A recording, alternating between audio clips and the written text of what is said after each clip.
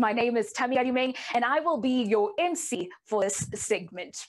The first speaker is going to teach us how to put people back into people management when it comes to HR. He is an HR specialist, but also an organizational behaviorist. He also is a faculty member of no less than 4 business schools in South Africa. He has incredible energy. So trust me, you're going to have a great time listening to him. I hand you over to SIPHIWE Moyo.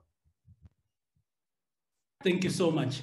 So if you can imagine this with me, it's in the early 90s. I'm growing up in Orange Farm, as I said. It's an interesting time for me because it looks like I live in 3 different worlds. The first world in which I live in is Orange Farm, my hood, my home. It's in the south of Johannesburg, and it's great to be there. We're all poor, but we don't even know we're poor.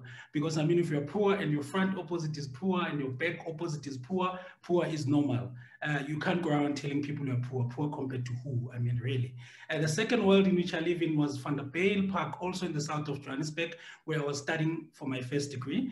And I say first because after that, they just kept on coming. What a humble guy. The third world in which I lived in was a company called Mr. Price Clothing Store, in which I worked. Very interesting time for me that sparked a deep interest in human behavior, because it looked like the people that I see at work, at varsity, and that I see at home were very, very different. I ended up specializing in this subject called HR and organizational behavior, which is some of the stuff that I want to just chat to you about around putting people back into people management. There's no doubt that we're facing some mountains and challenges right now. The changes that we're seeing in the HR space include, but are not limited to, the work from home practices that we've always thought they will solve the work-life tension of people, that they will increase the impact of, the impact on productivity will be great. It is becoming very true. People are highly productive at work. We're seeing that career ladders, instead of people climbing the ladder, people are now focusing on the lattice type of movement. People are taking lateral moves, what looks like demotions, in search of purpose. People want to do work that matters to them. There's a sense of transcendence, doing something that they believe in. Organizational structures are becoming flatter and flatter. What's the impact of that on motivation? What do you do when you can't promote people because the ladder is becoming flatter?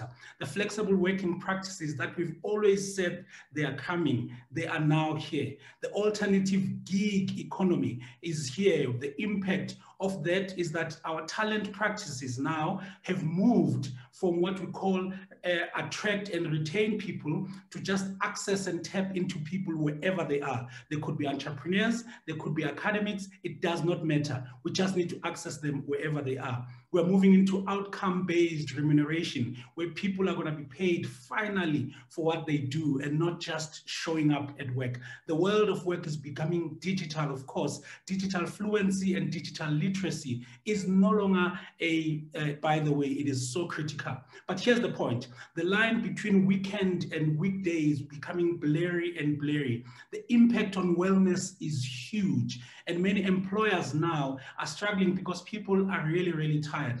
Job security has become a myth. People are anxious about their jobs. They're anxious about their finances. And so career anxiety has become a norm. And we know we must change. We know we must embrace change. Just like the great Jack Welch told us that if the rate of change outside your organization is faster than the rate of change inside, then the end is near. So people know they must change because if you don't change, you either adapt or you die. But here's the problem. Our capacity to respond to change as human beings is limited, especially when change is no longer incremental, but it is radical by nature. What's the call I'm putting to you? I'm putting the call that says we must put people back into people management. We must have management practices that are human-centered, that are focusing on the human beings. When you look at all the changes that I've listed, it is possible to cultivate hope and optimism so that people can be able to do what they're supposed to do. My daughter does this very cute thing. Every time she drops a glass or a plate, she screams, "I'm okay, I'm okay, I'm okay." And every time she does that, I feel like saying, "Hey, babe, I'm not worried about you. What about that glass?" And I think whenever she does that, knowingly or unknowingly, she's inviting me to think very carefully about what is really, really important. Is it the glass or her well-being? And I think many organizations need to start thinking about that. When people mess up, when people make mistakes, we're going to have to pause and say, what matters more? Is it our employee, or is it the glass? So leaders need to be dealers of hope in these tough times. We must celebrate small wins because people are tired. We must focus on wellness, and we must be able to inspire people, break down complex goals into bite-sized portions and tasks, and inspire people, communicate to them in terms of dreams and visions, and paint great pictures of a future that people need to be in. And let's let go of graphs and spreadsheets. There's nothing inspirational about graphs. Let's touch people's hearts. Let's put people back into people management. There's a reason why Martin Luther King never said, I have a spreadsheet. He said, I have a dream. And it's time to show our employees that we can dream with them and take them from the current state to a desired state by focusing on our people. Thank you very much, Tammy. Back to you.